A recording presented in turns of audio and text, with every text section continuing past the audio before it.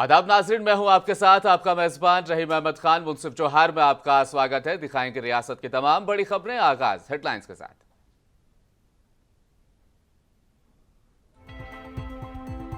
हेमंत सोरेन अभी भी राहत से दूर, 3 दिन और ईडी कस्टडी में रहेंगे झारखंड के पूर्व सीएम।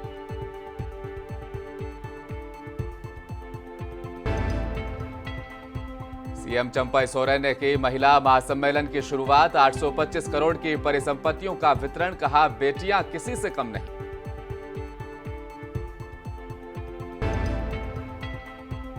झारखंड विधानसभा बजट सेशन की फाइनल हुई तारीख 23 फरवरी। आमने सामने होंगे पक्ष और विपक्ष।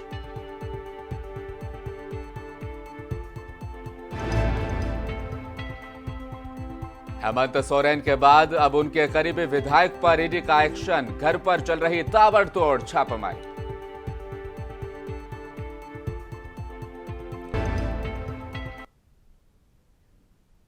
आगाज करेंगे सबसे बड़ी खबर के साथ। हेमंत सोरेन की रिमांड अवधि खत्म होने के बाद एक बार फिर से उन्हें आज पीएमएलए कोर्ट में पेश किया गया। इस दौरान जमीन घोटाले में पूर्व सीएम से पूछताछ कर रही ईडी की टीम ने अदालत से 4 दिन की रिमांड तलब की। फिलहाल कोर्ट ने हेमंत सोरेन को 3 दिन के लिए रिमांड पर भेज दिया है। दरअसल हेमंत सोरेन को जमीन घोटाला मामले में ईडी की टीम ने 31 जनवरी को घंटों की पूछताछ के बाद गिरफ्तार किया था। इसके बाद पूर्व सीएम को 2 फरवरी को रिमांड पर लिया था। उसके बाद से उनसे लगातार पूछताछ चल रही है। इस दौरान कई अन्य पूर्व अफसरों से भी ईडी की टीम ने पूछताछ की है। इतना ही नहीं, कांग्रेस के राज्यसभा सदस्य धीरज साहू से भी ईडी की टीम लगातार 2 दिनों तक पूछताछ करती रही।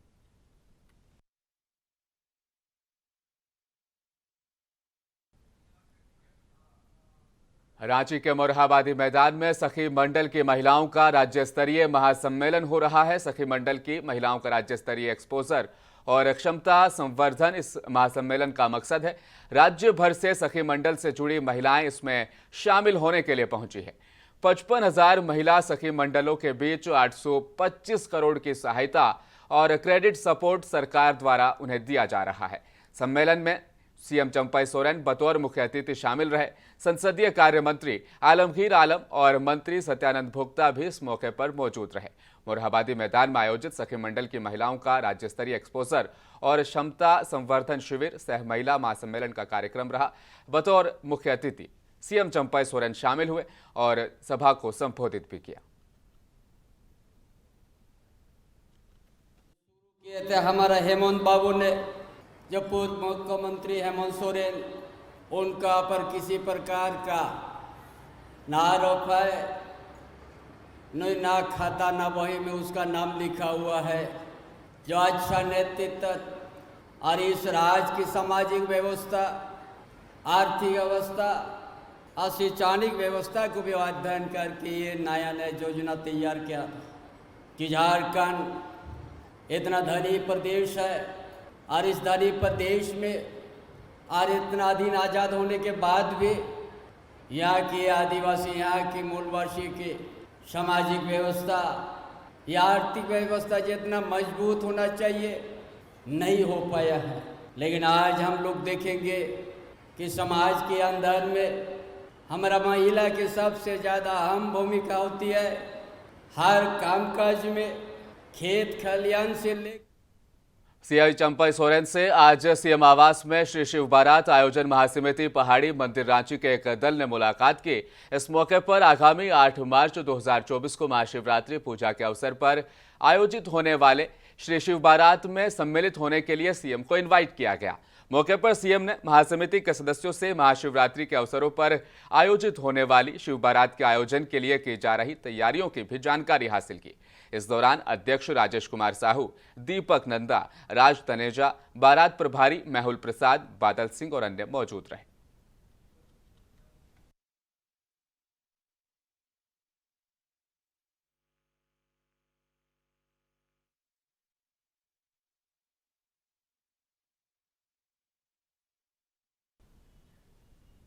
झारखंड विधानसभा का बजट सत्र आगामी 23 फरवरी से शुरू होगा। राज्यपाल के अभिभाषण के साथ विधानसभा का बजट सत्र 23 फरवरी से शुरू होकर 2 मार्च तक चलेगा। बजट सत्र आहूत करने के प्रस्ताव को झारखंड के राज्यपाल सीपी राधाकृष्णन की ओर से मंजूरी मिल गई है। चंपई सोरेन की सरकार 27 फरवरी को साल 2024 और 25 का बजट पेश करेगी। चंपई सोरेन की सरकार 27 फरवरी को 2024-25 का बजट पेश करती नजर आएगी। विधानसभा का आगामी बजट सत्र 2 मार्च तक चलेगा और कुल 7 दिनों का यह सत्र होगा।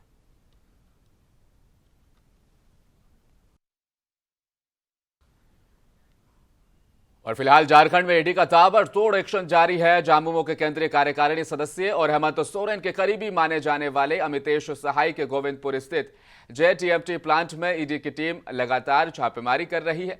झामुमो नेता अमितेश सहाय हेमंत सोरेन के करीबी बताए जाते हैं। सुबह करीब 7:30 बजे के बाद से ईडी की टीम प्लांट के अंदर मौजूद है।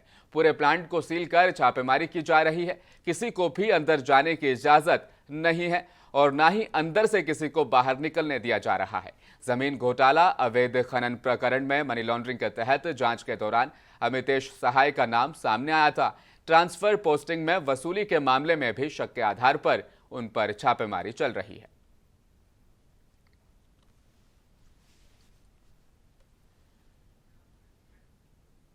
जमशेदपुर लोकसभा इलाके से चुनाव लड़ने के इच्छुक कांग्रेस नेताओं से आवेदन मांगा गया है। जिला दफ्तर में आज इच्छुक नेताओं से आवेदन और बायोडाटा लिया जा रहा है। इसके साथ ही कांग्रेस के प्रदेश महासचिव अजय सिंह ने कांग्रेस से टिकट चुनाव लड़ने की इच्छा जाहिर की है। कांग्रेस के टिकट पर वो चुनाव लड़ना चाहते हैं। जिलाध्यक्ष के नाम लिखे आवेदन में अजय सिंह ने कहा कि मैं 20 से अधिक सालों से कांग्रेस पार्टी में एक्टिव हूं।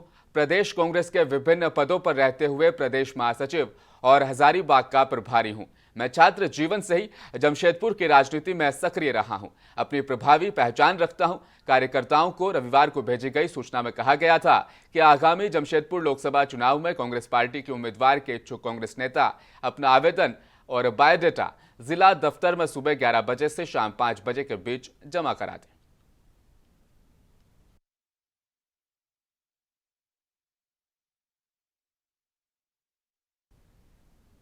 बोकारो जिले के गौमिया ब्लॉक के ललपनिया गगरी भायाखीरा वेड़ा में करोड़ों की लागत से सड़क निर्माण कार्य का आगाज गिरिडीह के सांसद चंद्र प्रकाश चौधरी और गौमिया विधायक डॉक्टर लंबोदर महतो ने संयुक्त रूप से नारियल फोड़कर किया।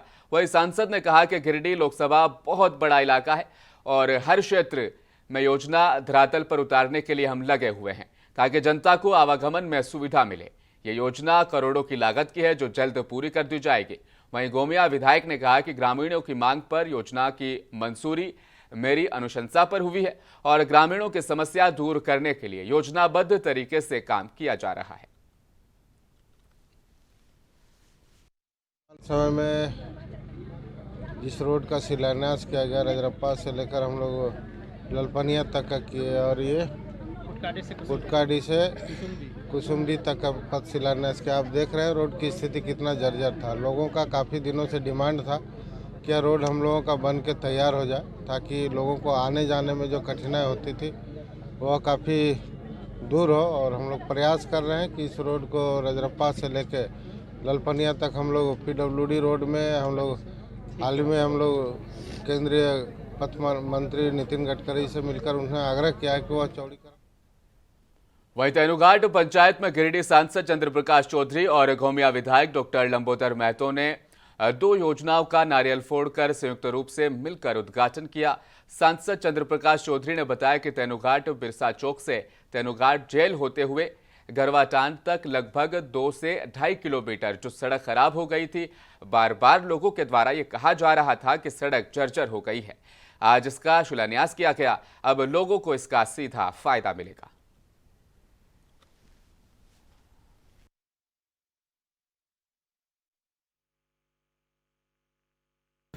ग्रामीण सड़क का योजना का शिलान्यास करोड़ों की योजना है। 13 करोड़ की योजना है विधिवत रूप से हम लोगों ने शिलान्यास किया। और काफ़ी लंबे समय से ये रोड खराब था। ग्रामीणों का डिमांड था। जब भी क्षेत्र का भ्रमण करने आते थे तो लोग रोड का डिमांड करते थे। तो काफ़ी लंबे समय के बाद इन लोगों का सपना साकार हुआ और आगे भी।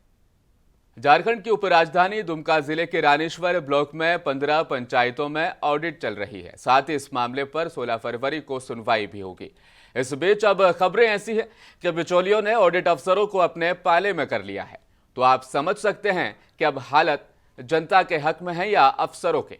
धान भाषा, मोहलबोना, हरिपुर, बिंदावनी, सालतोला, दक्षिण चोल, तालडांगाल के पंचायत में बिचौलियों और अफसरों की साठगांठ से ऑडिट का मामला ठप पड़ा है। अगर ऑडिट की भी जाएगी तो मामला बिचौलियों और अफसरों के हक में ही रहेगा। हमारे खास सूत्र ने यह बताया है कि इन पंचायतों में मनरेगा में जमकर घोटाले किए जा रहे हैं।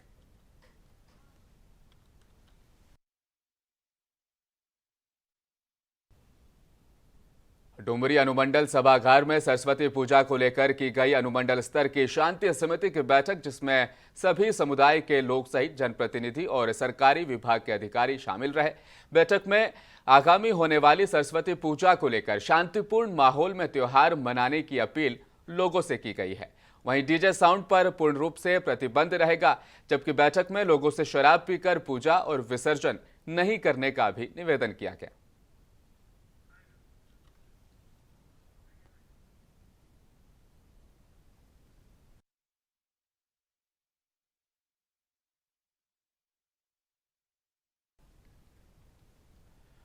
प्रतिबिंब पोर्टल से मिली जानकारी के मुताबिक गिरिडीह पुलिस ने एक बार फिर 9 साइबर अपराधियों को गिरफ्तार करने में कामयाबी हासिल की है। आरोपियों को जिले के अलग अलग थाना इलाकों से गिरफ्तार कर लिया गया है। एसपी दीपक कुमार शर्मा को मिली सूचना के बाद अनुमंडल पुलिस पदाधिकारी डुमरी सुमित प्रसाद के नेतृत्व में प्रशिक्षु डीएसपी कैलाश महतो और साइबर थाना प्रभारी अजय कुमार के साथ एक टीम का गठन किया गया और आरोपियों को रंगे हाथ पकड़ लिया गया। सोमवार को एसपी ने प्रेस कॉन्फ्रेंस कर पूरे मामले की जानकारी दी, जिसके बाद सभी गिरफ्तार अपराधियों को जेल भेज दिया गया है। एसपी ने कहा कि साइबर अपराध के खिलाफ लगातार कार्रवाई की जा रही है। जिले में साइबर अपराध रोकने के लिए कार्रवाई इसी तरह से जारी रहेगी।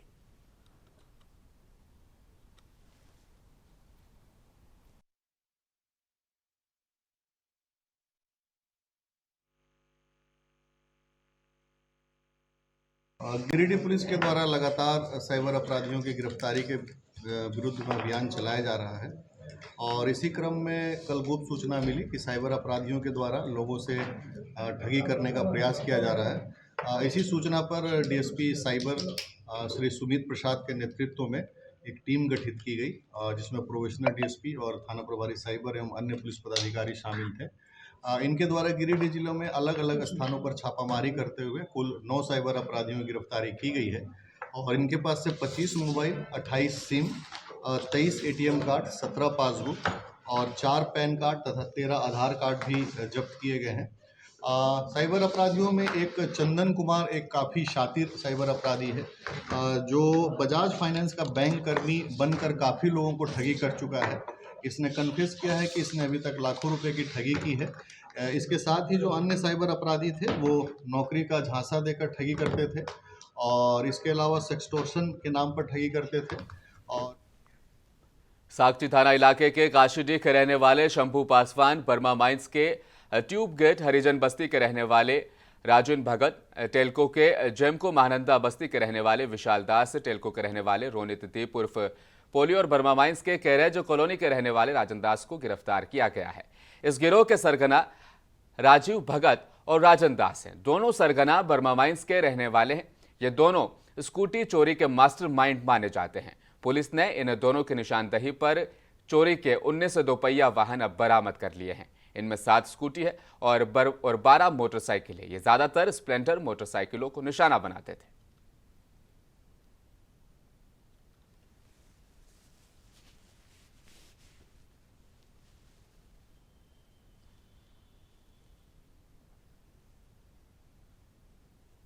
ये दोनों लोग अलग अलग क्षेत्र जगह से, खासकर बाजार, इन सब जगहों से बाइक्स को उठाते थे और बाकी जो 3 लोग हैं, शंभू पासवान, विशाल सिंह और रोनित सिंह, इन तीनों के पास ये बाइक्स को बंधक बना के रख देते थे। इस दौरान अगर जो बंधक रखी हुई बाइक है, अगर ये लोग उसको अच्छे दाम में बेचने में सफल होते थे तो फिर उसका जो भी पैसा इनको प्राप्त होता था उसको आपस में ये लोग बांट लेते थे।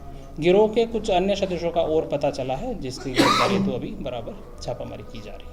Thank you. कितने पैसे बैग पैसे से कितने पैसे में जैसे बंधक ये यूजुअली 5 से 6,000 रुपया में बंधक रखते थे। इसके बाद जितना भी पैसा उसको अगर 5-6 हज़ार रुपये से ज़्यादा बिकती थी गाड़ी तो सरायकेला एसडीओ पारुल सिंह ने गम्हरिया बाजार में लॉटरी ठिकाने पर छापेमारी की। उसके बाद इलाके में हड़कंप मच गया।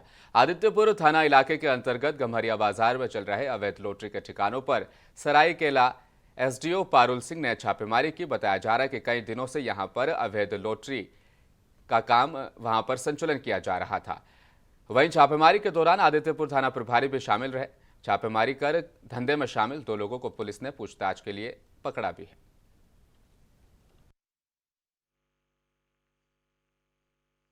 बहुत दिनों से लॉटरी और जुआ और इन सब का कंप्लेंट्स लगातार मिल रहा था, जिस पे हम लोग नज़र बनाए हुए थे। 2-3 अटैम्प्ट्स लिए गए थे, लेकिन हम लोग लगातार अनसक्सेसफुल रहे थे।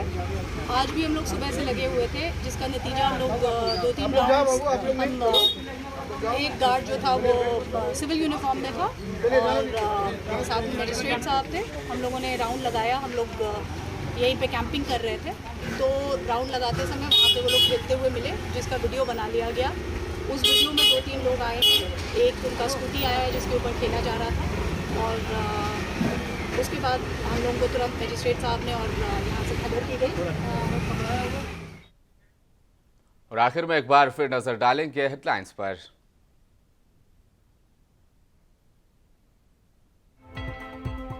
हेमंत सोरेन अभी भी राहत से दूर। 3 दिन और ईडी की कस्टडी में रहेंगे झारखंड के पूर्व सीएम।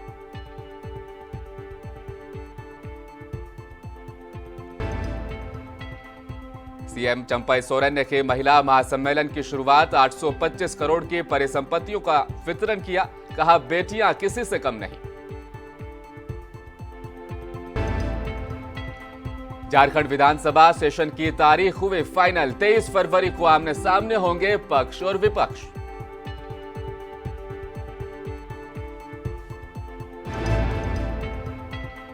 हेमंत सोरेन के बाद अब उनके करीबी विधायक पर ईडी का एक्शन। घर पर चल रही ताबड़तोड़ छापेमारी।